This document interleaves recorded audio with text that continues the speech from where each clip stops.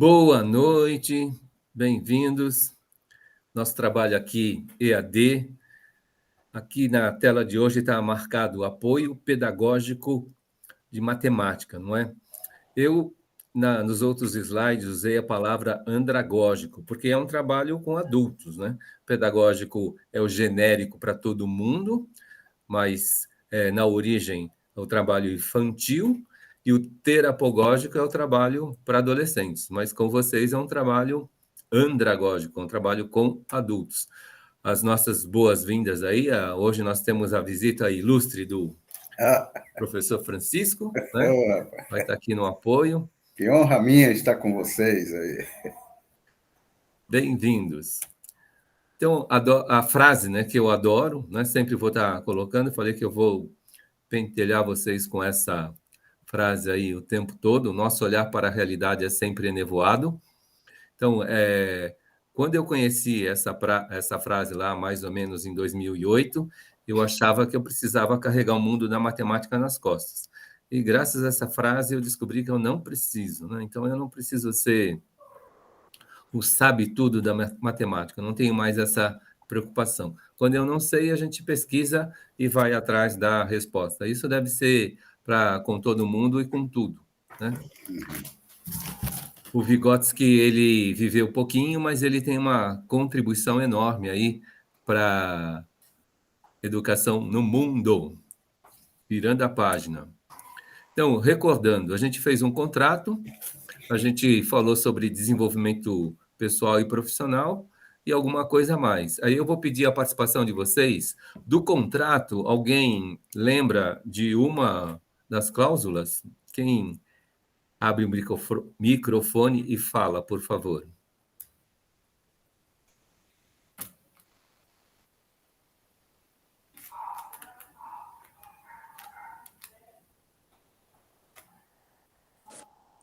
Sobre o contrato andragógico, professor? Que a gente fez. Qual era uma das cláusulas lá? Eu vou falar a primeira, vai. A primeira era a respeito, e uma das demais outras? Sustentabilidade. Sustentabilidade, legal, Witna. Network. Grupos proativos, projetos de vida. Diário de bordo, daily board, né? Legal, obrigado, hein? E sobre o desenvolvimento pessoal, quem me fala dos 5 aspectos? Consciência. Coragem.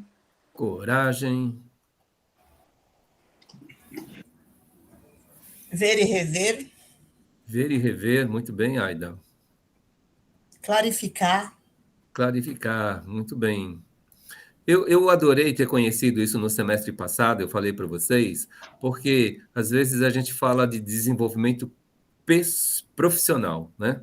Então, geralmente, no caso de um jogador de futebol, parece que ele precisa se desenvolver até os 36, 37, 38, 39 anos, ele se aposenta e o desenvolvimento profissional dele para, né? E parece que ele não tem mais perspectiva. Mas a vida continua, não é? Então, a gente precisa estar pensando no desenvolvimento pessoal, para além da profissão, né? E na aula passada eu comentei que as pessoas, elas no Brasil, na verdade, nos Estados Unidos, eles mudam de profissão no mínimo 6 vezes. E quando ela muda de profissão no mínimo 6 vezes, a cada mudança, existe aí uma perspectiva profissional que precisa ser desenvolvida. Mas tem uma hora que essa pessoa para. E espero que ela continue se desenvolvendo pessoalmente. Né? Então, é isso que eu acho muito importante. E para esse japonês aqui que quer viver muito, então isso quer dizer muito. Vamos lá. Izu, Fala. Nesse caso, também caberia mentalidade empreendedora? Então, o empreender, né, da forma que é trabalhada, ela é muito mais para o mercado corporativo, né? Então, você fala de um empreendimento, você fala de um negócio próprio, e aí é para esse mercado. Mas mesmo ter um negócio próprio, se você for um Abílio Soares, né? Esse Abílio Soares se aposenta e passa o empreender para o filho, né? Certo. Aí eu gosto da questão da origem da palavra empreender, que é ser guerreiro, né? Aí o ser guerreiro é para a vida toda, né?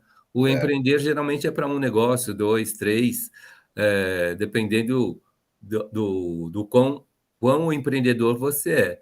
Mas todos esses negócios, eles passam a ser herança de alguém depois, né?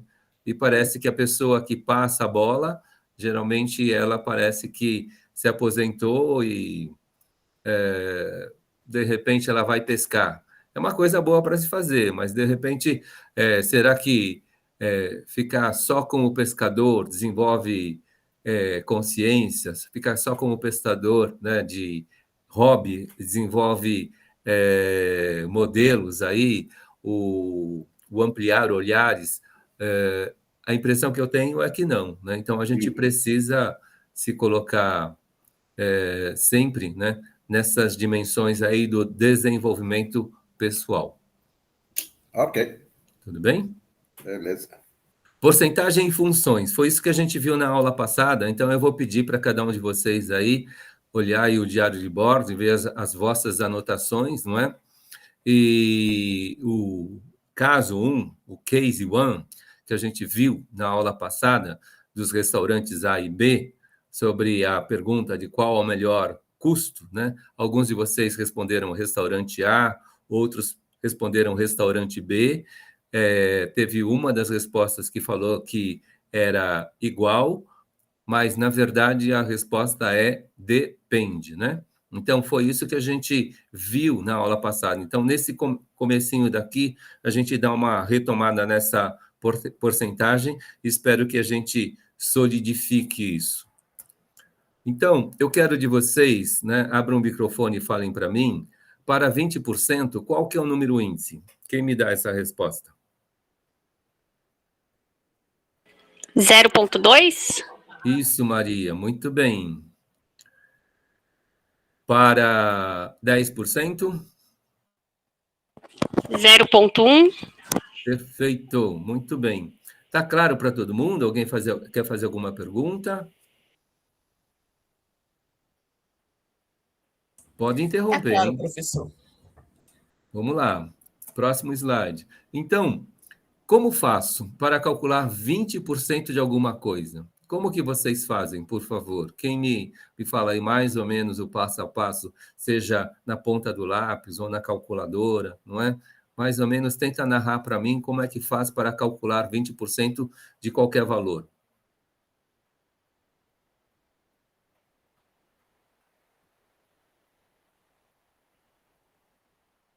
Como a pessoa, quem já calculava como?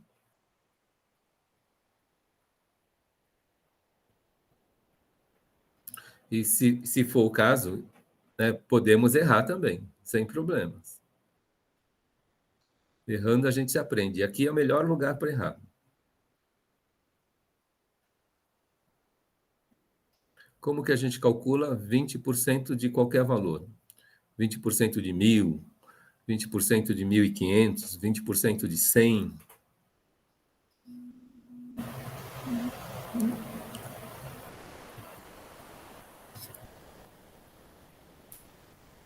Quem experimenta fazer na calculadora e vai cantando aí as teclas que vai digitando para poder calcular 20% de 150, por exemplo. Quem arrisca?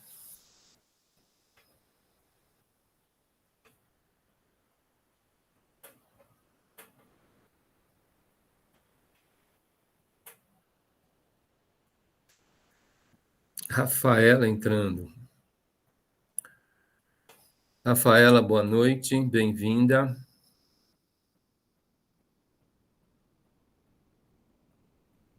Então, repetindo a pergunta, Como faço para calcular 20% de alguma coisa, de qualquer valor? Aí eu fixei um valor agora, por exemplo, 20% de R$ 150.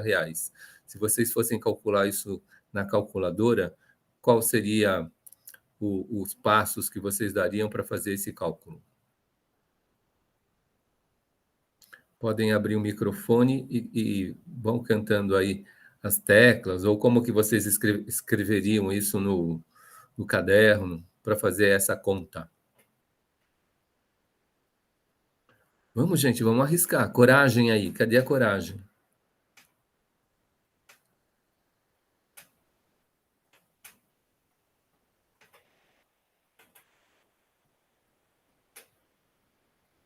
Ou em cima do que a gente já viu? Como que vocês... As pessoas têm vergonha de errar, mas se você arriscar, de repente você vai ajudar o colega também. Eu não tenho medo de arriscar. Aqui na sala de aula, não tenham medo de arriscar, por favor. Professor, Fala, Maria. geralmente quando eu faço essas contas, eu coloco lá o valor menos 20%. E aí geralmente dá certo, só que eu não sei se é assim mesmo. Ah, entendi, né? Se eu dei o exemplo de 150, não Aí é? dá 30, né? Certo. Eu fiz dessa forma, eu coloquei 150 menos 20%. Que deu? Aí aqui deu 30 na minha calculadora. E pressiona a tecla igual agora, Maria. Só um momento. Aí foi para 120. Isso. Quando você colocou o menos, você já está querendo a resposta, né? Na primeira parte, 150 menos 20%, o que a calculadora fez? Ela calculou os 20% sobre 150 e te mostrou 30, não é? E para completar a operação, no que você fez, é uma operação de desconto. Então, você aperta a tecla de igual, e aí o resultado do 150 menos 20, menos 30, perdão, vai dar o 120. Ficou claro, Maria, o que aconteceu? Não, ficou sim. Então, essa não seria a forma correta de calcular, né? Então, na primeira parte da operação, ele te mostra a resposta. Quanto que é 20% de 150? 30, né? E como você usou a tecla menos na tua calculadora, porque geralmente um percentual que diminui é um desconto, né? E aí, depois que você desconta, quanto é que fica? Aí a tecla é de igual, certo? Ah, tá, entendi. Alguém quer algum esclarecimento? Tá claro o que aconteceu? Quem mais está com calculadora aí na mão?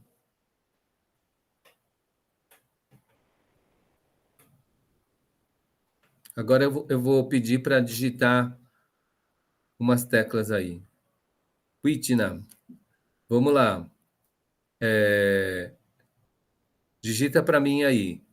Ponto 2, não é o número índice de 20%? Não é? Digita ponto 2 vezes 150 igual. Faz isso também, Maria Bispo. Já fiz, deu 30. Deu 30. Isso. Gente, ó, a gente usou porcentagem, não é? Ponto 2 vezes 150 e descobriu a resposta, certo? Porque a Maria Bispo já tinha feito do jeito dela e tinha descoberto quanto? 30. E agora a gente está usando o número índice, ponto 2 vezes 150, não é? E chegou na mesma resposta, 30. E vários de vocês digitaram aqui no chat e apareceu o número 30 pelo que eu vi aí, o Alex e a Witna também. Tá claro que foi feito?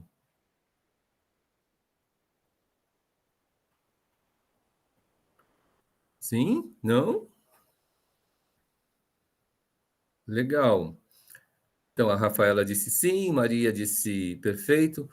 Gente, ó, então, daqui para frente, eu espero que vocês ao pegar uma calculadora na mão, né, e de propósito alguém entrega para vocês uma calculadora sem a tecla de porcentagem, né, e pede para que vocês calculem 20% de alguma coisa na calculadora. Aí vocês vão falar assim, não dá para fazer porque não tem a tecla porcentagem? Ou dá para fazer? Dá para fazer sim, dessa forma, né? Dessa forma, não é? Eu não preciso da tecla de porcentagem. A tecla de porcentagem só serve para dividir por 100. Quando a gente fez lá o cálculo mental de quanto que é 20%, a gente calculou 20 e dividiu por 100 e descobriu o número índice. E a gente usou o número índice 0,2 vezes 150. Então, não tem a tecla, dá para fazer. Não passem vergonha daqui para frente, por favor, hein? E aí, eu vou falar para vocês, calculem 10% de 320 agora. Digam para mim aí quanto é que vai dar.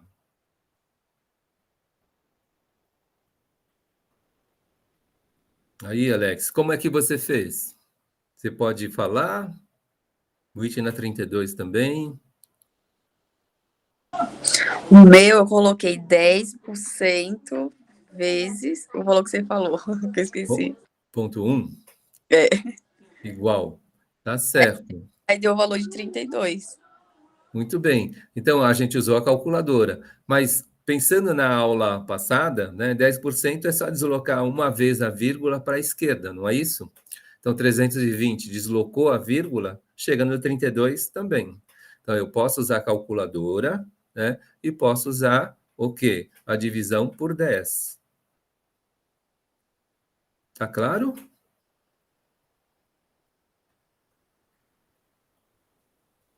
Então, toda vez que a gente tem um número índice, na minha opinião, fica fácil de calcular.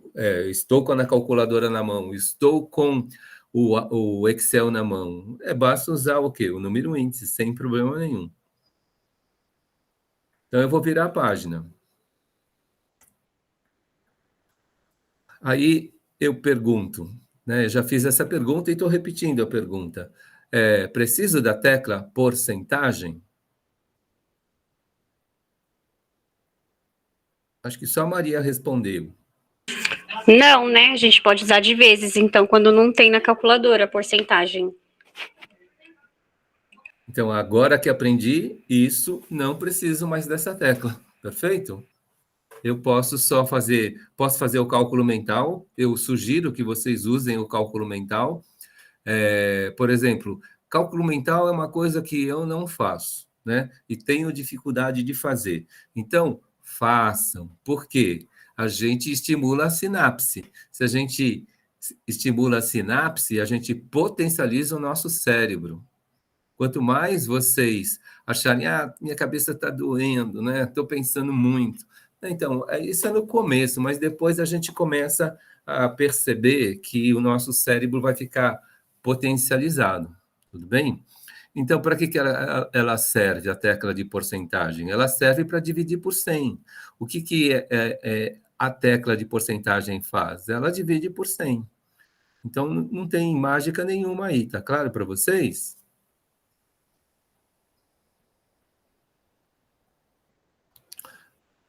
Podem continuar usando a tecla de porcentagem, sim, sem problema nenhum.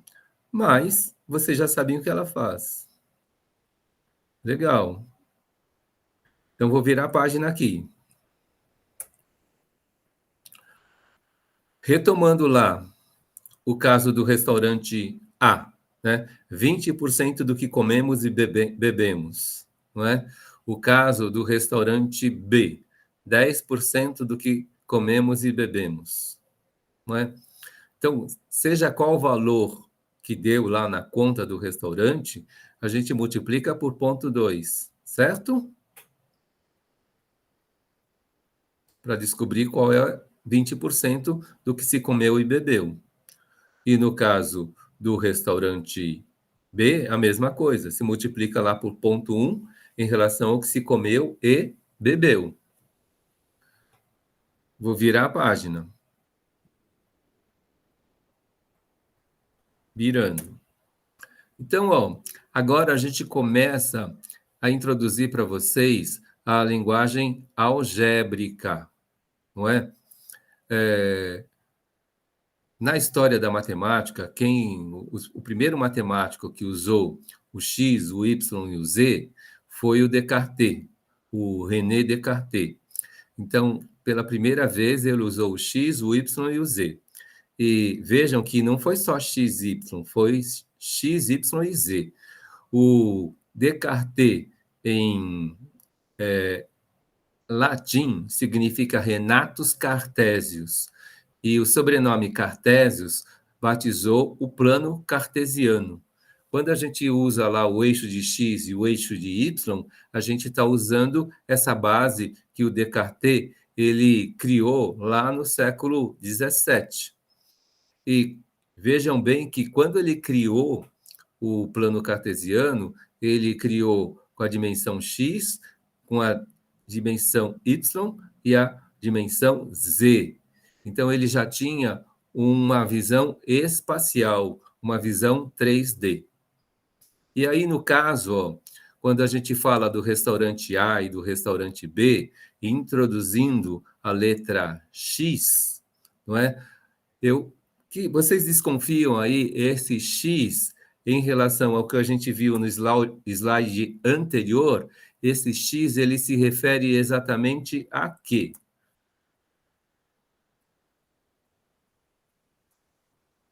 Quem arrisca, quem chuta? Ou quem considera que tem a resposta?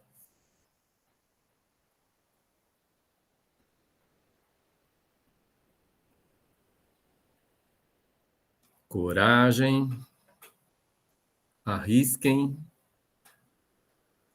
aumentem vossas sinapses.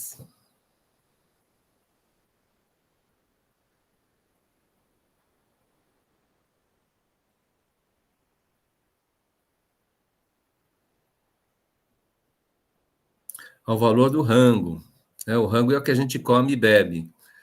Só que ele tá respondendo com uma interrogação. Então não está seguro, Alex. É ou não é? Ou alguém sai na frente e responde com mais segurança?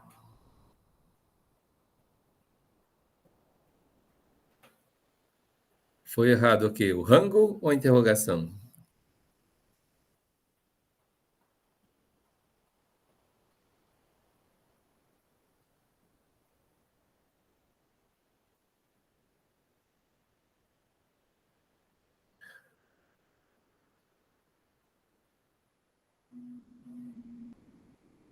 Estou ficando enrolado? Estou enrolando vocês? Puxa vida, não é intenção. Mas no começo, né, principalmente em relação à matemática, acontece um pouco desses rolos aí. Mas espero que com o andar da carruagem a gente vá esclarecendo e fique menos rolo, menos enrolado.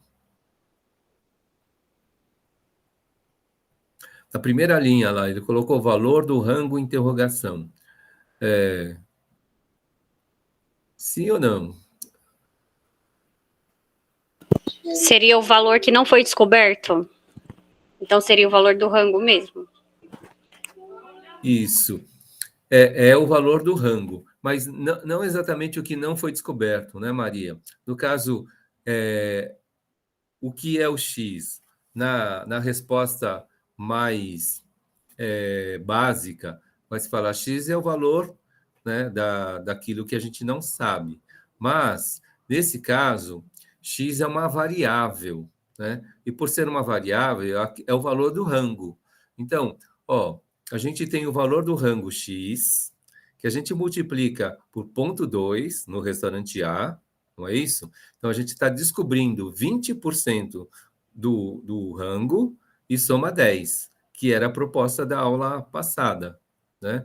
Então, esse valor do rango pode ser qualquer valor, né? Se a gente está, todos nós aqui, almoçando na mesma mesa, num restaurante por quilo, a gente comeu e bebeu, e tem a formulação do restaurante A, Então, não importa a quantia que a Maria comeu, que a Stephanie comeu, que a Whitney comeu, o Alex comeu, a Aida, a Rafaela, né? Cada um de vocês, eu e o Chico, comendo quantidades diferentes, pesos diferentes, né? E até bebendo bebidas diferentes, vai dar 1, 2, 3, 4, 5, 6, 7, 8, o quê? Quantidades diferentes, com valores diferentes, essa fórmula ela vai funcionar. Se eu comi R$ 42, 42 mais 20% de 42 mais 10, né, é o que eu vou pagar. No caso da Aida, se ela comeu R$ 38, então R$ 38 mais 20% de R$ 38 mais 10 é o que a Aida vai pagar. A Rafaela comeu R$ 25, né? 25 mais 20% de 25 mais 10 é o que ela vai pagar, e assim por diante. Tá claro? Tá menos enrolado, Alex?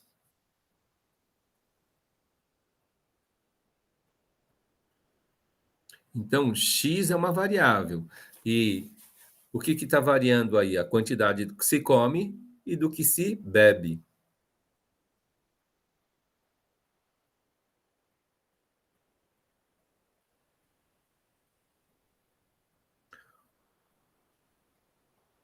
Mas e agora? Desenrolou? Está mais claro, Alex? Como que está para vocês, meninas?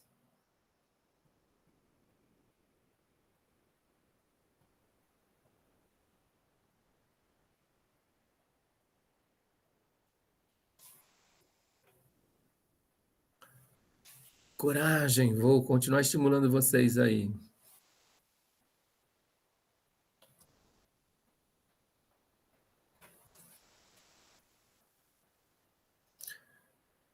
Falando do restaurante B, se a gente tivesse no restaurante B, então seria a mesma coisa, independente do valor do que eu como. Então, comi X, depois calculei 10% de X e somei.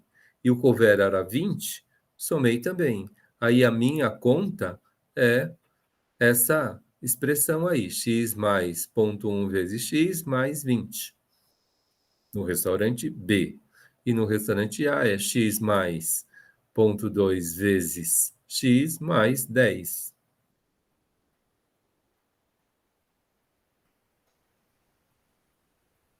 O silêncio é porque não está claro, tem alguma coisa que está pegando. Se não tiver claro, façam perguntas, por favor.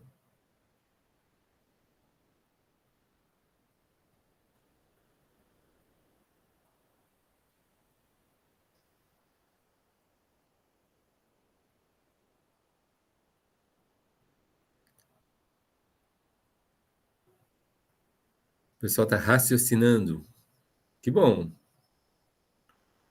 Sabe o que eu imaginei? Que está todo mundo aí atrás das câmeras com um prato de comida na mão, dando aquela senhora garfada e de boca cheia não está falando.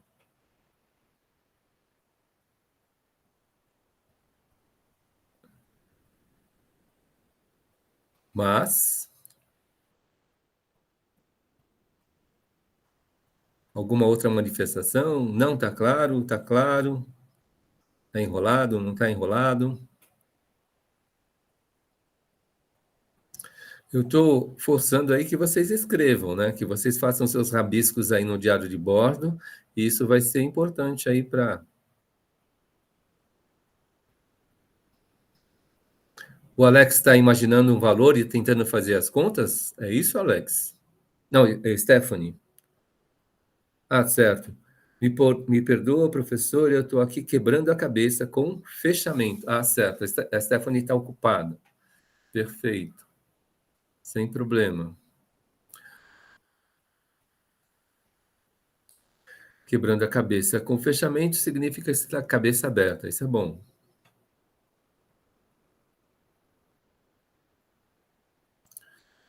Então, a Stephanie tem desconto, mas a Maria, a Whitney, o Alex e a Aida, a Rafaela, como que estão aí?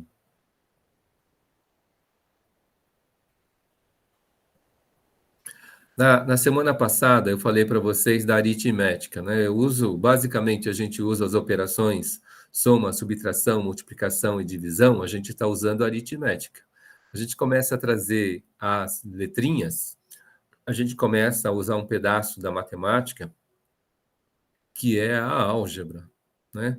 E aí, essa primeira utilização de uma letrinha é um caso de uma variável, né? A gente lia no slide anterior comer e beber, e aqui, no lugar do comer e beber, a gente tem. Porque o que variava antes era a quantidade do que se comia e bebia. Então, a nossa variável x agora, ela vai recebendo esses valores. E o RA corresponde ao quê? Ao custo, né, do restaurante A. O RB é o custo do restaurante B.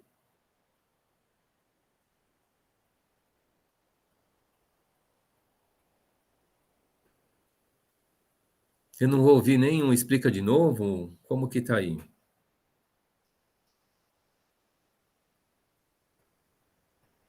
Tem uma pessoa só com desconto.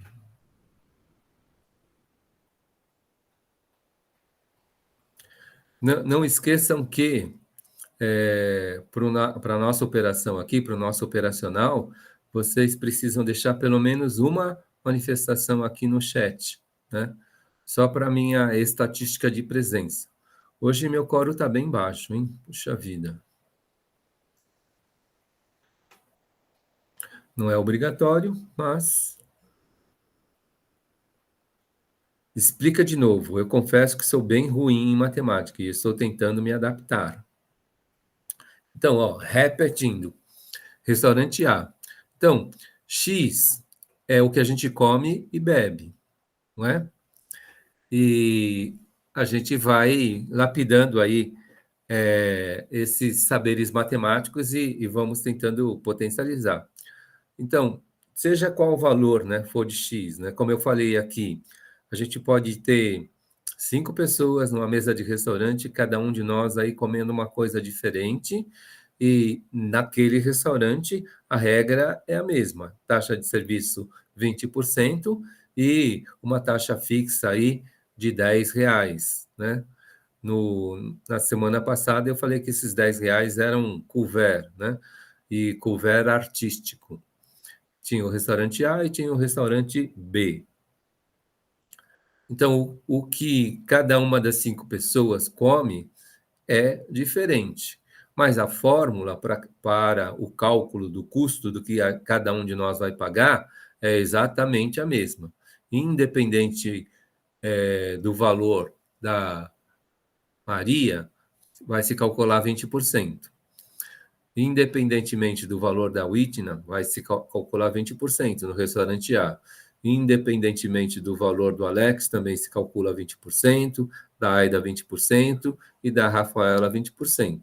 Então, vocês já sabem, sobre o valor que vocês comeram e beberam, pode ser o valor que vocês pagaram hoje no restaurante, né? Acho que dificilmente cada um de nós aqui vai pagar o mesmo valor.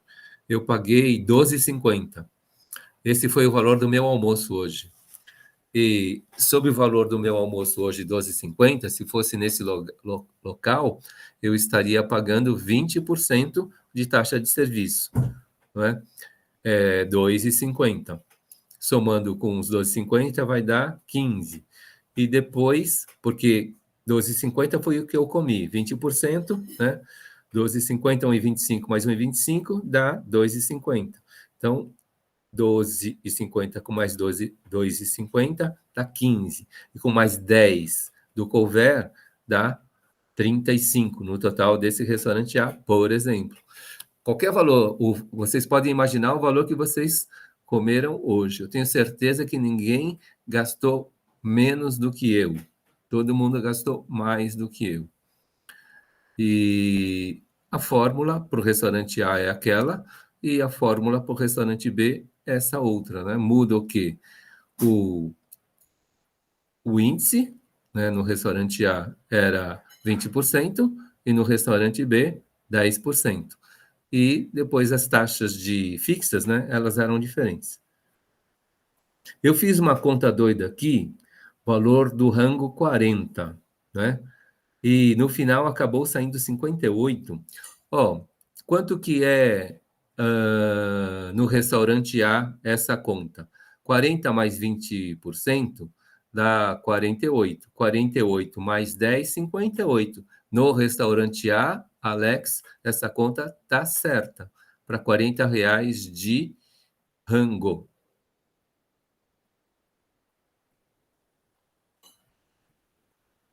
Porque 20% de 40 é 8, mais o serviço é 10, e mais o próprio 40 que você comeu e bebeu, 48, 40 mais 8, 48, mais 10, 58. Perfeito. E se fosse no restaurante B de bola, né, 40 mais 10%, 44. O que é 64 agora, Alex?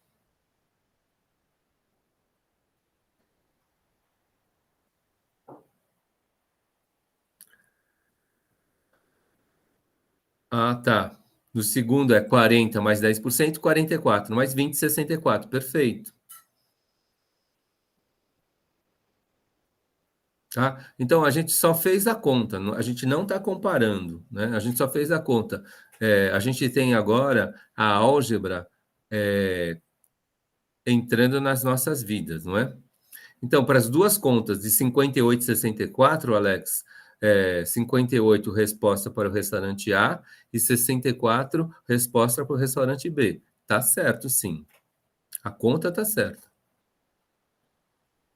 E na semana passada a gente fez essa mesma conta sem fórmula. Esse exercício é um desenvolvimento que cada um de nós aí precisa fazer para descobrir aí as generalidades, não é? Para descobrir as generalidades. Cada um de nós aí que descobrir, por exemplo, um engenheiro que está aí numa linha de produção, descobre o que a fórmula daquela linha de produção, então isso facilita muito a vida desse engenheiro, né? Porque tem uma fórmula lá, tem algumas coisas que são fixas, não é?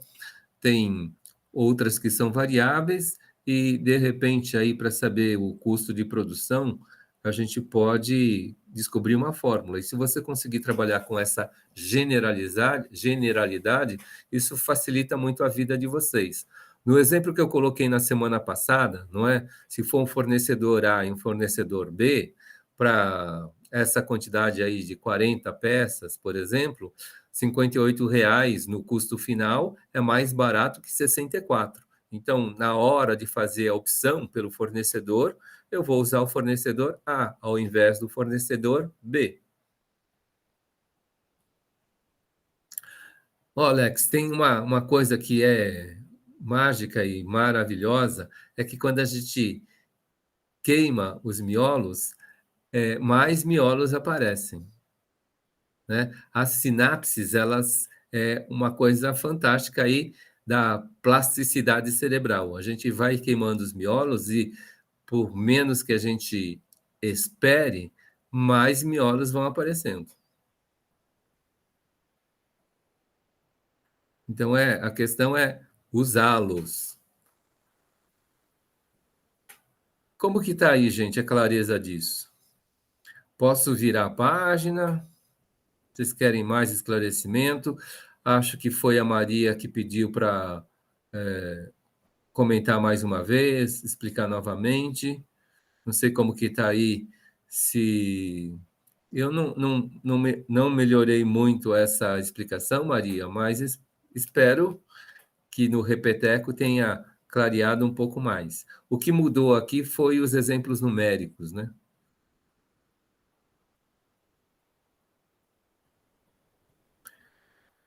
Clareou, que bom.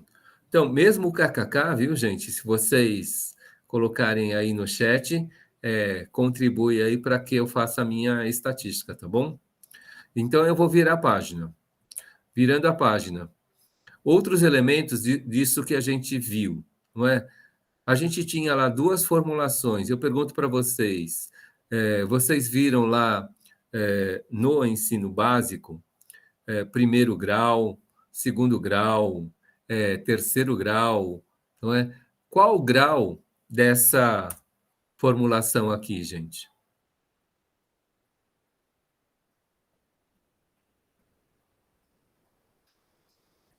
Se machucou, Whitna? Você caiu e voltou? Não se machucou, né?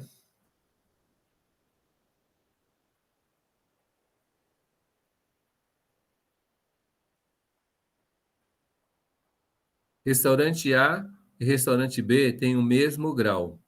Aí eu pergunto para vocês, não é? É primeiro grau? É segundo grau? É terceiro, quarto, quinto? Para quem saiu do ensino médio recentemente, a gente tem trabalhado com equações de até quinto grau, né? E essa daqui é de qual grau?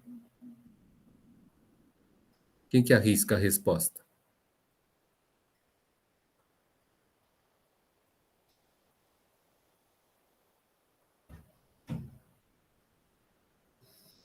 Um chutezinho.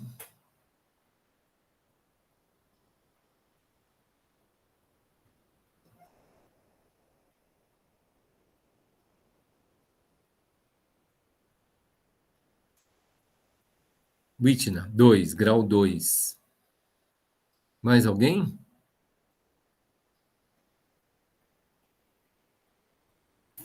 O Alex também respondeu, grau 2, X. Ah, segundo. Ok. Não tinha, eu estava esperando o número e o Alex colocou uma palavra. Entendi. Perfeito. Gente, ó, então eu vou mudar a pergunta. No X, qual o expoente que está lá?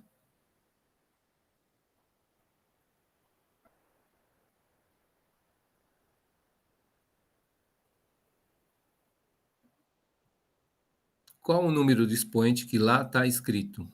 Que a gente pode inferir, né?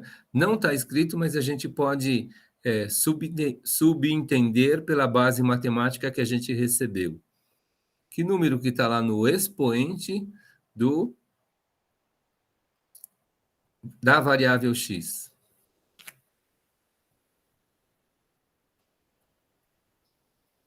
Vixe!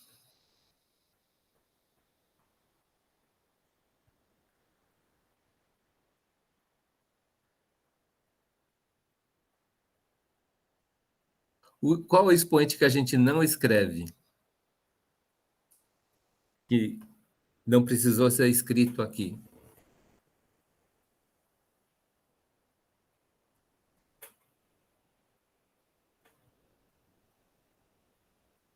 Não é o 2. O grau 2 a gente escreve.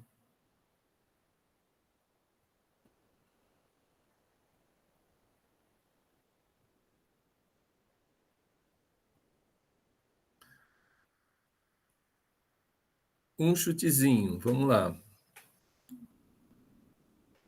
Uma resposta, o Alex respondeu. Mais alguém quer arriscar? Eu vou responder então. O grau que não se escreve é o 1. Né? X elevado a 1 não precisa ser escrito o número 1. Né? Fica subentendido, né, por convenção matemática, que o expoente que foi omitido é o número 1. Igual raiz quadrada. Quando a gente vê uma raiz sem número, o número que está lá e pode ser inferido é o 2. Se for uma raiz cúbica, uma raiz quarta, o 3, o 4 precisam ser escritos. O grau 1, ele não precisa ser escrito. Então, essa é uma expressão de grau 1. Voltando para a pergunta, qual o grau? Primeiro grau. O gráfico tem qual forma geométrica? Uma expressão aí matemática, algébrica de primeiro grau, ela tem que imagem geométrica? Alguém sabe?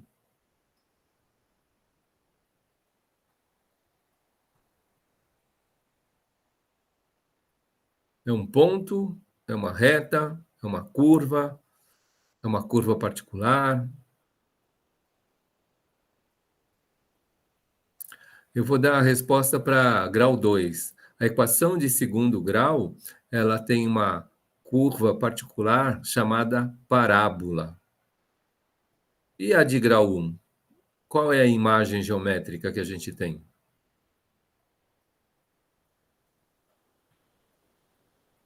Se a gente começar a escrever o gráfico do custo do restaurante A, o gráfico do custo do restaurante B,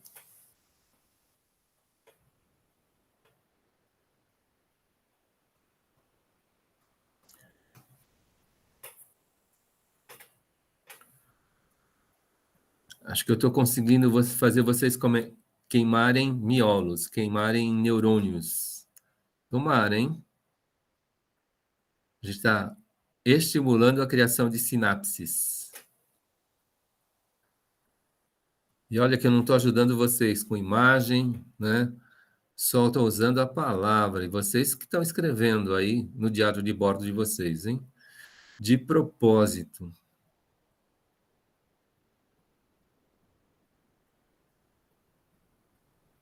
Alguém arrisca? Vamos ver aí, um corajoso, uma corajosa. Corajosas. Qual que é a imagem geométrica? A parábola eu já descartei, não é a parábola. Porque a parábola é a curva particular de uma equação de segundo grau.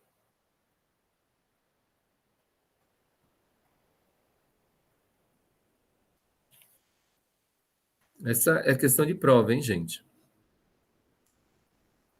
Vamos chutar aí para saber a resposta.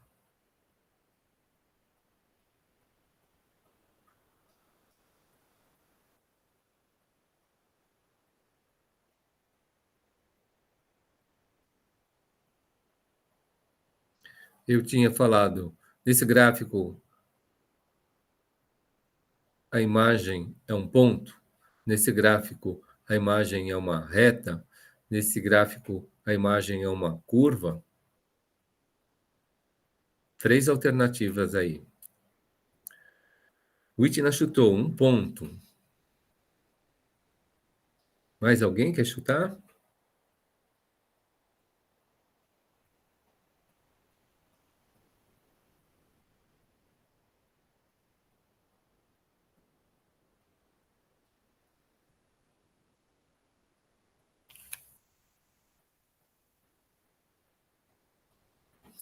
Tá bom, eu vou responder então.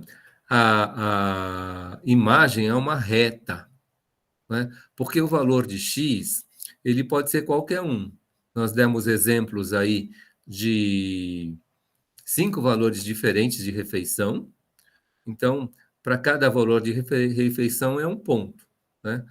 E esse valor de x, né, uma pessoa ela pode estar nesse restaurante e só prestigiar os artistas, ela vai pagar o couvert, não comeu nada nem bebeu. Mas se ela gastar R$ 1 num copo d'água, né, pequenininho, aí o valor de X passa a ser 1, ela paga a taxa de serviço e o couvert. Se ela gastou 2, então ela também vai pagar a taxa de serviço e o couvert. E aí o X ele vai assumindo esses valores aí de 0 até infinito. Então, quando a gente liga esses pontos, vai dar uma reta.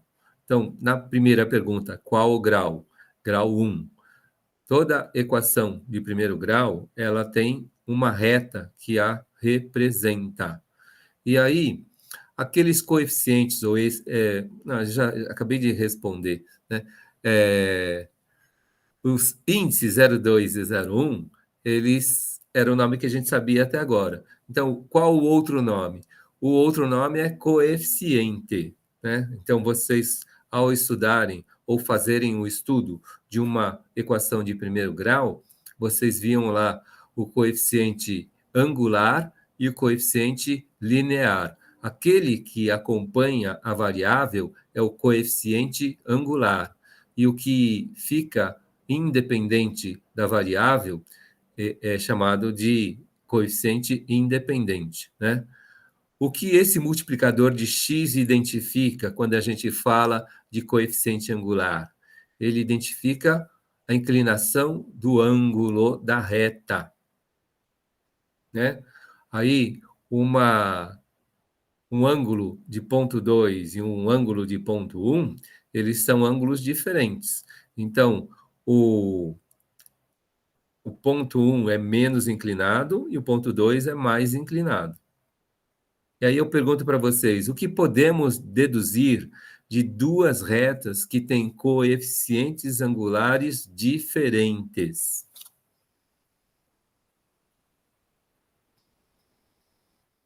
Eu vou dar o outro. Se os coeficientes angulares eles foram iguais, essas retas são coincidentes ou elas são paralelas, não é? Agora, se eles são diferentes, o que acontece com essas duas retas?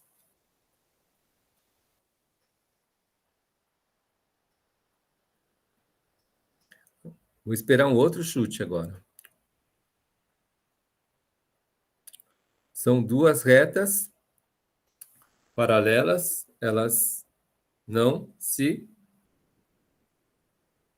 tocam, não é? Ou elas são coincidentes, elas estão no mesmo lugar.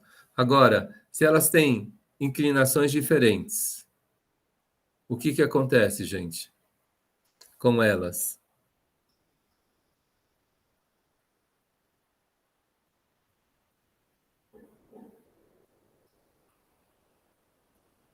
Aguardando um chute ou uma resposta.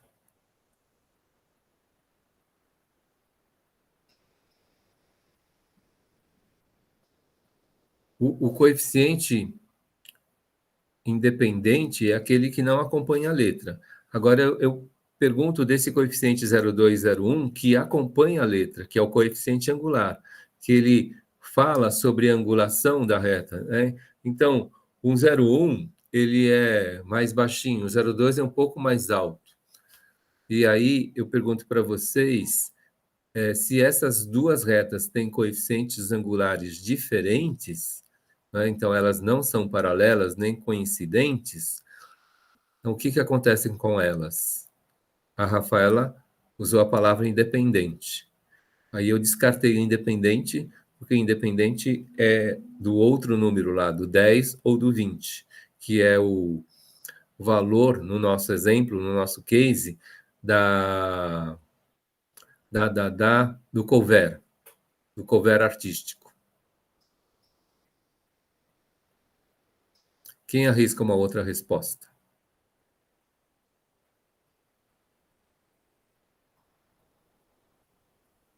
Vou falar de duas ruas. Duas ruas, elas são paralelas, e se elas não forem paralelas, elas fazem o quê?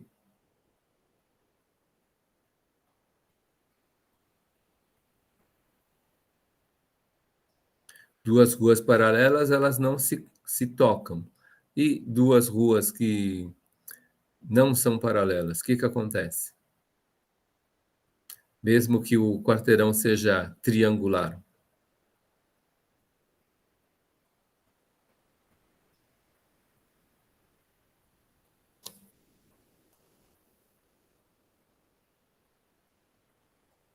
Quem arrisca? Próxima resposta. Coragem, produção de sinapses, vamos lá.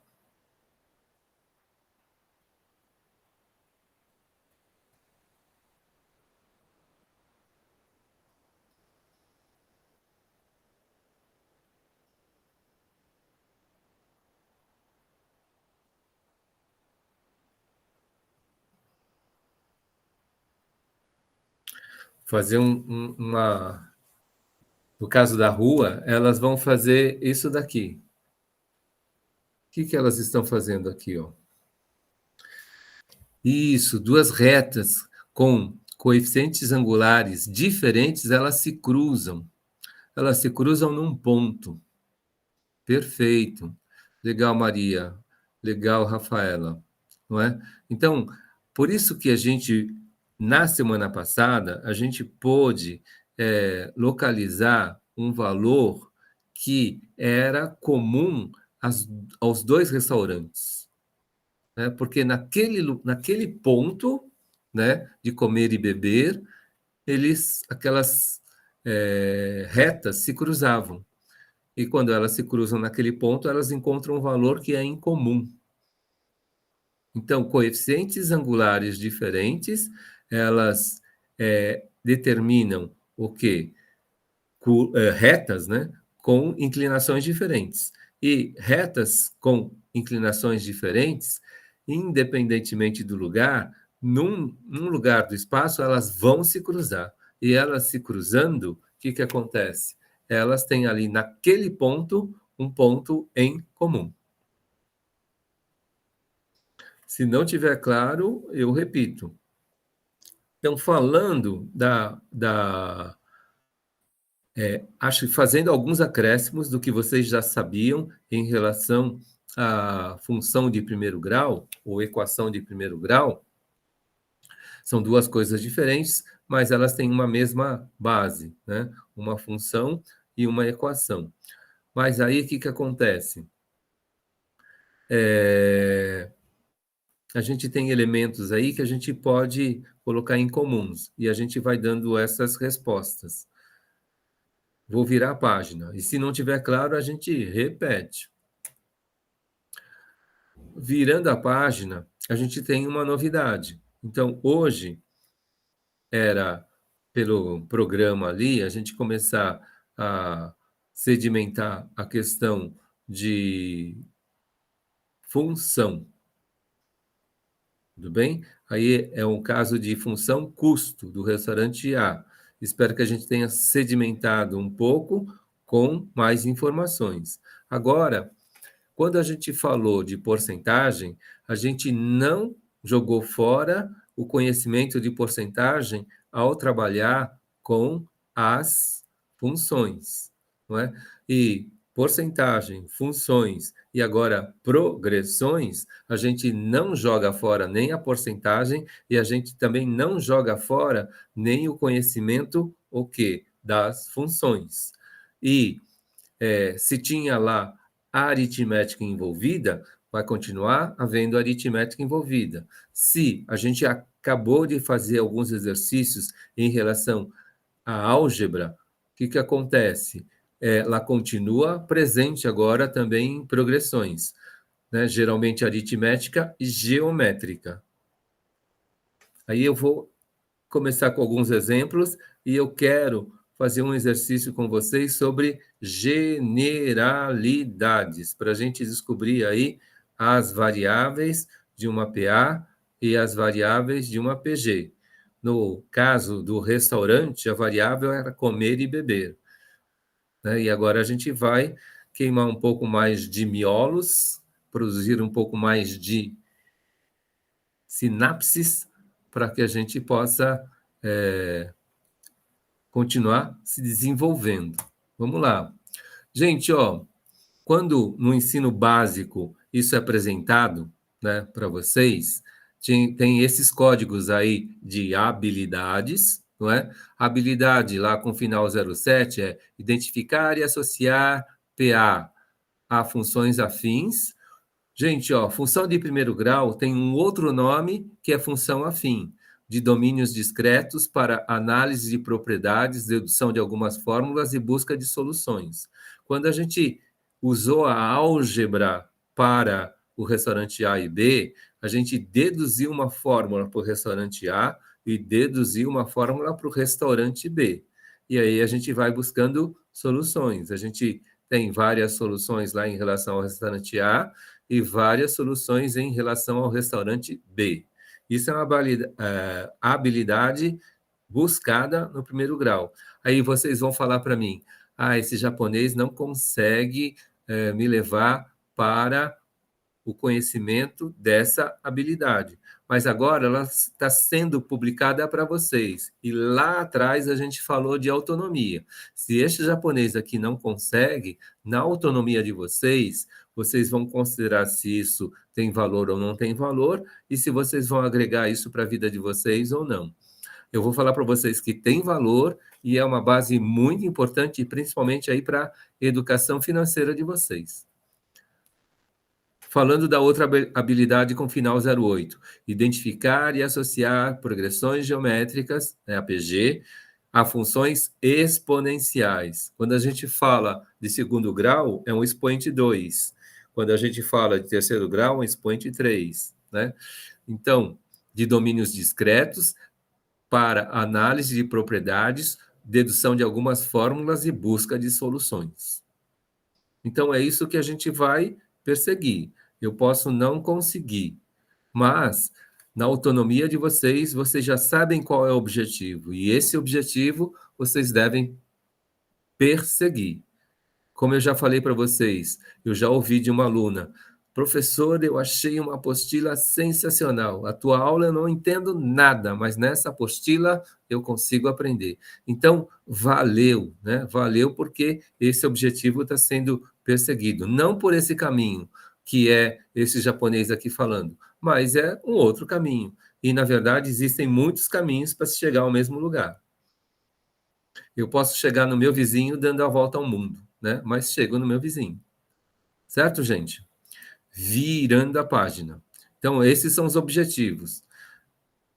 Ó, nesse minuto da aula aqui, vocês estão vendo esse objetivo, ó, no minuto mais ou menos 36. Então, no diário de bordo, vocês podem estar anotando aí a minutagem, né, do trabalho. Então, ó, exemplos de sequências. 1, 2, 3, 4, 5, 6. Outro exemplo, 2, 4, 6, 8, 10, 12. Um terceiro exemplo, 2, 4, 8, 16, 32, 64, 128. O que elas têm em comum? Né? Esse exemplo ele está num livro que eu, Chico, a gente publicou, não é?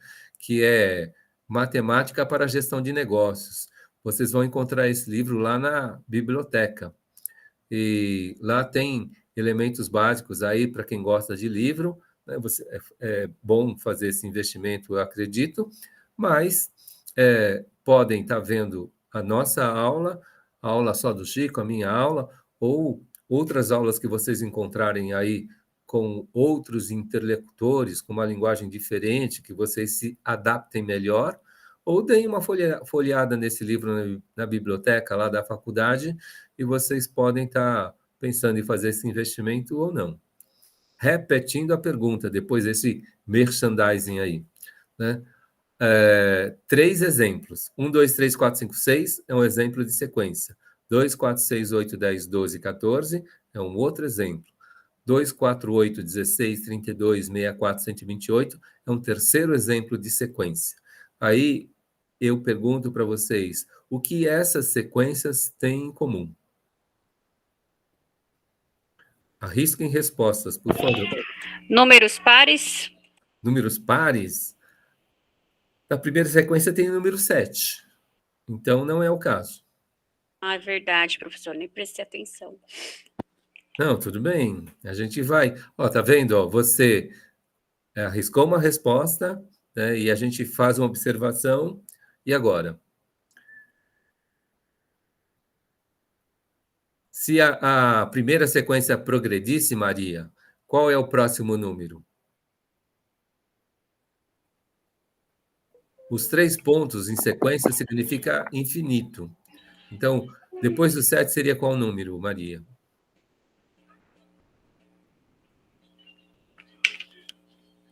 8? 8. E depois do 8? 9, 10, 11, e por aí vai. Isso, tá vendo? Percebe que tá aparecendo números ímpares aí também, certo? Sim, verdade. Vamos lá. Podem arriscar outras respostas. A Maria também colocou o número 8. É verdade, o número 8 aparece nas 3. Mas aí, no caso, não é uma generalidade, é uma coincidência.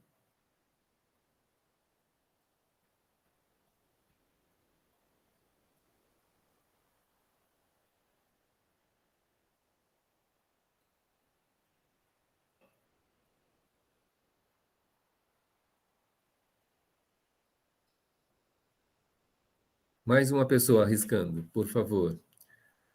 Aida, número 2. Aparece o 2 nos 3, mas também, de novo, não é uma generalidade, é uma coincidência.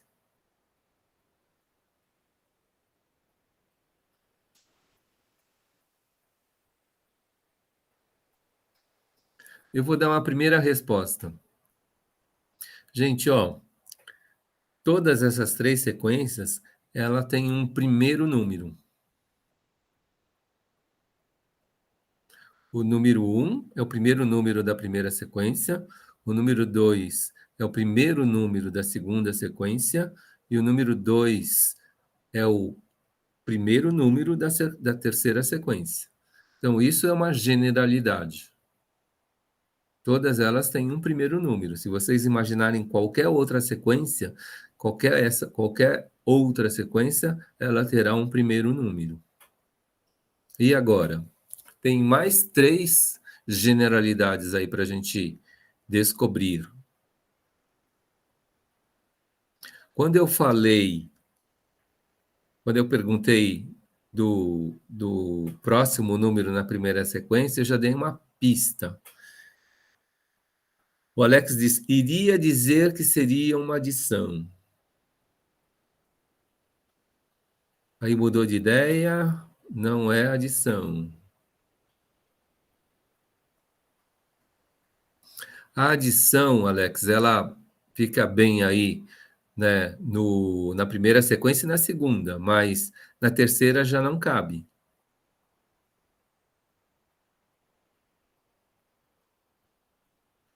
Quando eu fiz uma pergunta para a Maria, não é qual o próximo número da primeira sequência? Ela já me respondeu. Agora eu pergunto, qual é o próximo número da segunda sequência? Isso, Alex, no terceiro exemplo não dá para fazer adição, não dá para fazer soma. Aí na segunda sequência, qual é o próximo número? Alguém arrisca qual é o próximo número? Não é o 15, Witna. Na segunda é o 16, né? Se for seguindo a ordem dos primeiros números. Isso, é o 16. Por que você tem certeza que é 16, Maria? Porque tá de 2 em 2 números. 2, 4, 6, 8, 10, 12, 14, 16. Depois 18, né? Perfeito. E agora na próxima? Qual que é o próximo número da terceira?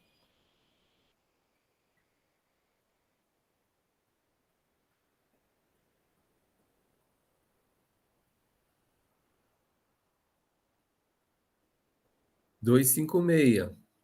Como que você chegou nesse número, Alex?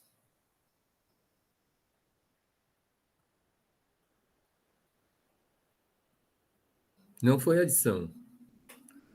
Também não somou.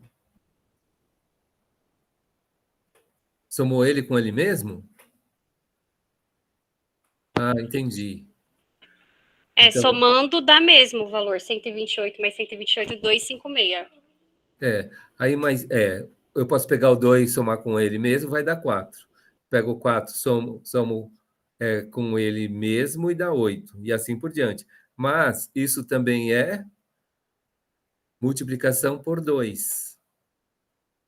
Pego o primeiro, multiplico por 2, dá 4. Pego o 4, multiplico por 2, dá 8. Pego o 8, multiplico por 2, dá 16. Tá claro isso?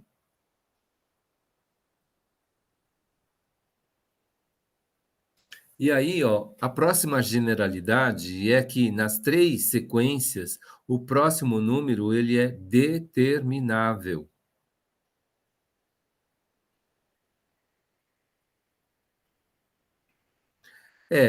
Dá para fazer somando com ele mesmo, mas o que que acontece? Você, ah, pelo teu raciocínio, se eu usar o 2, né, eu não posso usar o 2 no próximo, eu preciso usar o 4. Se eu usar o 4, eu também não posso usar no próximo, teria que usar o 8 e assim por diante, ele com ele mesmo. Mas se eu usar o 2, multiplicação por 2, eu posso usar a multiplicação por 2 no primeiro, no segundo, no terceiro, no quarto, no quinto e assim por diante, até o infinito.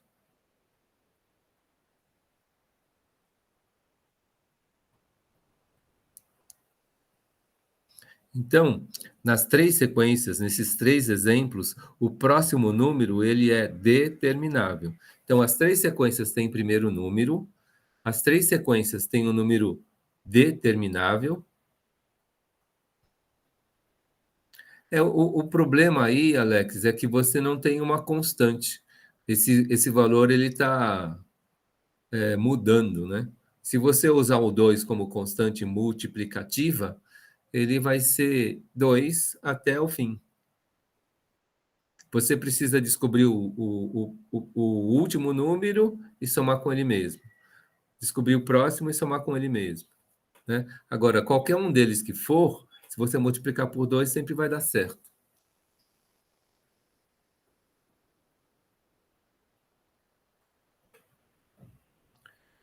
Então, o primeiro número é determinável, o primeiro número é sabido, o próximo número é determinável. E, para deixar mais claro, no que o Alex colocou agora, existe uma constante de progressão. Então, na primeira sequência, essa constante é o número 1. Essa constante de progressão, eu estou somando ao primeiro e gero o segundo. Essa mesma constância eu somo ao segundo e obtenho o terceiro. No caso do segundo exemplo, essa constante é 2. Então, eu tenho o primeiro número, somo 2, vai dar 4. Eu tenho esse número, pego essa constante 2 e vai dar 6. A Stephanie caiu, mas ela pode voltar. E na próxima sequência, se a gente usar a constante 2 também, só que agora ela passa a ser uma constante multiplicativa. Esse mesmo número 2 eu posso usar no primeiro número e descubro o próximo. O número 2 eu uso no segundo número e descubro o próximo, e assim por diante. E a quarta característica aí, generalidade, é a quantidade. Para todas elas aqui, a gente tem uma quantidade que a gente consegue saber qual é. No próximo slide está aqui, ó. Não, eu digitei Enter no computador errado. Vamos lá. Então, o cara que descobriu isso, falando um pouco de história, é o Carl Friedrich Gauss, né? Ele que percebeu essas coisas em comum, ele que formulou essas generalidades. Ele viveu lá no finalzinho do século XVIII até meados do século XIX. Esse Gauss, ele tem mais de 500 descobertas matemáticas. É um dos maiores matemáticos aí da história da humanidade. E a primeira descoberta dele aconteceu com 10 anos de idade. Num exercício de soma de números de 1 a 100, que o professor tinha a resposta no final da aula.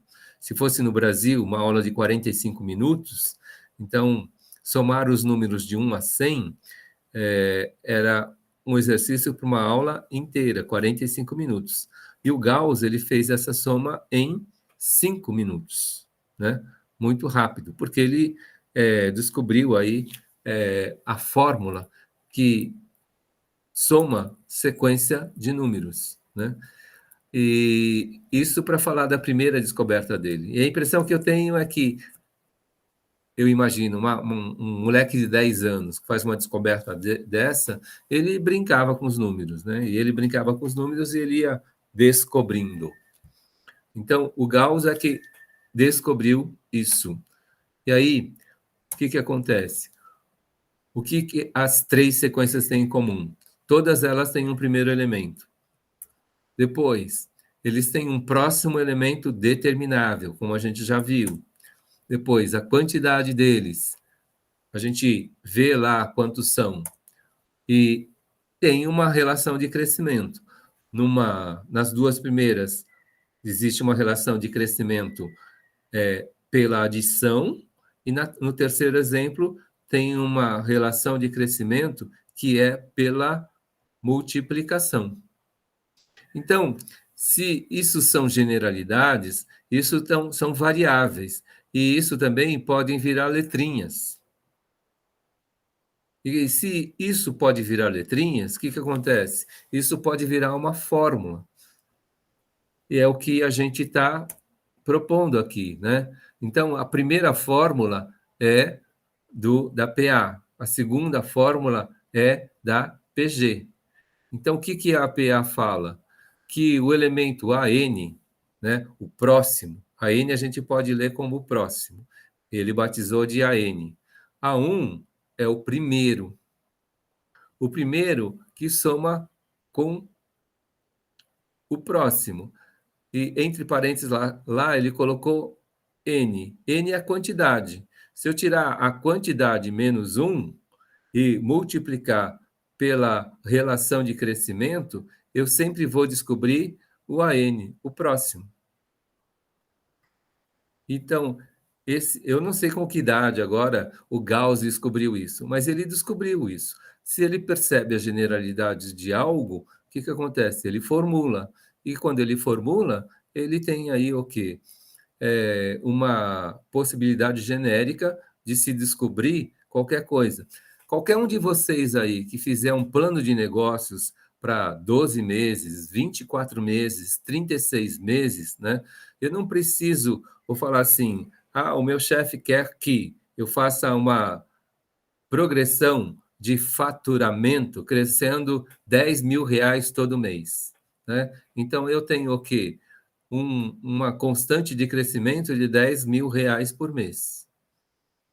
E aí eu quero saber quanto que é lá no 36º mês, depois de 3 anos. Então, qual vai ser o meu faturamento em dezembro do terceiro ano? Né? Se começou em janeiro do primeiro ano, vai terminar em dezembro do terceiro ano. Por uma fórmula de PA, eu consigo determinar qual vai ser o valor do faturamento lá no primeiro ano. Porque eu sei com quanto que o meu plano de negócios ele começa, qual vai ser o primeiro faturamento, depois o chefe ele disse, precisa crescer 10 mil reais por mês, não é? E no final de 36 meses, quantos elementos tem? 36. Então, a gente substitui lá o A36 é igual o primeiro valor mais esse 36 menos 1, que vai dar 35, vezes a razão 10 mil. E aí a gente descobre o valor do faturamento, o quê? Do 36º mês, por exemplo. Então, eu estou falando agora de forma genérica, mas a gente vai exercitar isso na próxima aula, tá, gente? Falando agora da PG, não é? É a mesma coisa. Eu tenho o AN, um próximo número determinável. Eu tenho lá o primeiro, o A1, que todo mundo sabe qual que é. E no caso da PG, a relação de crescimento ele chama de Q. E quando a gente usa o circunflexo aí na fórmula, é uma outra forma mais moderna de representar potência. Então, é o Q elevado ao N menos 1, a quantidade menos 1. Então, a gente tem, tanto para PA, uma progressão, uma sequência de números que cresce pela adição, ou para PG, uma sequência de números que cresce por uma constante de multiplicativa, a gente consegue descobrir aí qual é o valor a ser determinado no 24º mês, 36º mês. Hoje tem carnês aí de 60 meses. Se fosse uma casa própria, um carnê aí de 30 anos, 360 meses, né? Por exemplo. Então, quando a gente fala de uma PG, o Q geralmente é o número percentual. Ó, a percentagem ela não some, né? No expoente, ele vai aí o quê? Um número percentual. Por quê? Aí o chefe pode falar assim: eu quero crescer 10% ao mês. Então, vai crescer 10%. O coeficiente não é um número que multiplica, que é multiplicativo. Se eu quero crescer 10% ao mês, eu vou crescer 0,1 no primeiro mês, vou crescer 0,1 no segundo mês, vou crescer 0,2 no terceiro mês, 0,1 no quarto mês, e assim por diante, por quantos meses o meu plano de negócios tiver. Então, eu tenho lá uma progressão, um plano de negócios com uma progressão geométrica. Então, a gente está se aproximando do final da aula e a gente o quê? Descobriu que existem essas generalidades, primeiro elemento, próximo elemento, quantidade e relação de crescimento. E aí, cada uma delas é uma variável, a n eu chamo de próximo elemento, A1 primeiro elemento, n quantidade, R de razão de adição e Q de razão multiplicativa. E a gente tem aí duas formulações para falar de 3 descobertas de Gauss. Uma da somatória de uma sequência aritmética, uma progressão aritmética e uma progressão geométrica, das 500 descobertas, das mais de 500 descobertas que ele tem. Aqui. Então, a gente vai exercitar, a partir dos próximos exemplos, cada uma das possíveis aplicações, para PA e para PG, para sedimentar. Vejam que a gente não fugiu da porcentagem, ela está aí. Os dois exemplos, PA e PG, são funções, né? Agora são funções particulares, uma de uma progressão aritmética e outra uma progressão geométrica. Não é? E depois, o que acontece? As letrinhas estão aí.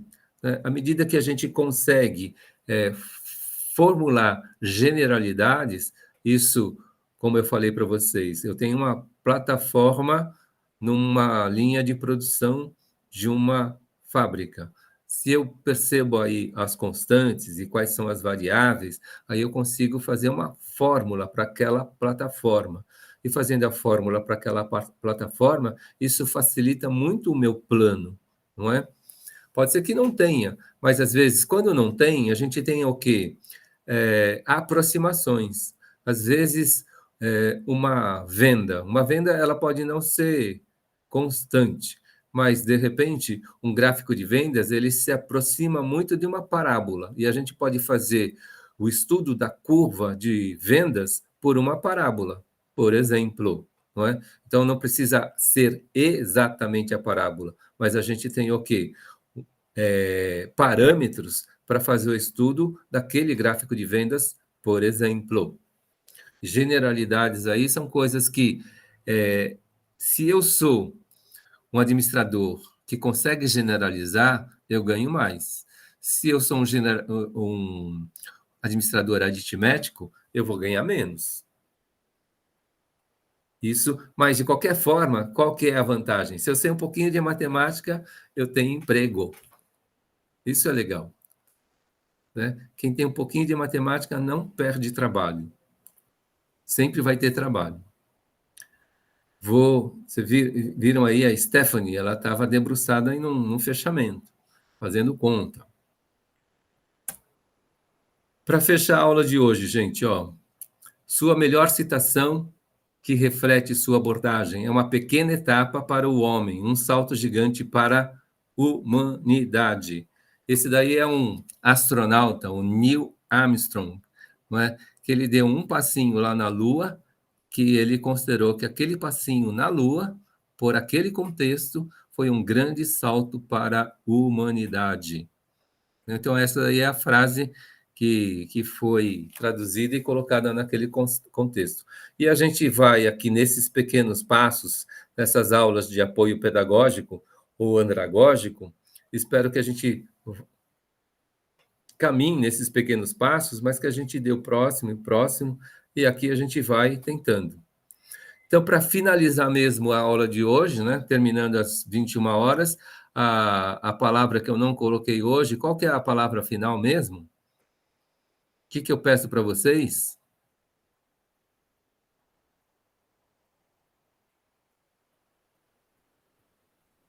Avaliação. Né? Como foi a aula de hoje para vocês, gente? Pode tacar pedra.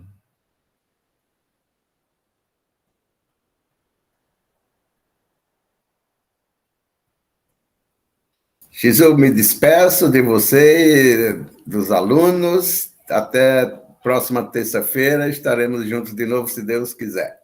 Obrigado pela visita. Sempre de portas abertas, está bem-vindo. Obrigado, hein? Valeu, brigadão.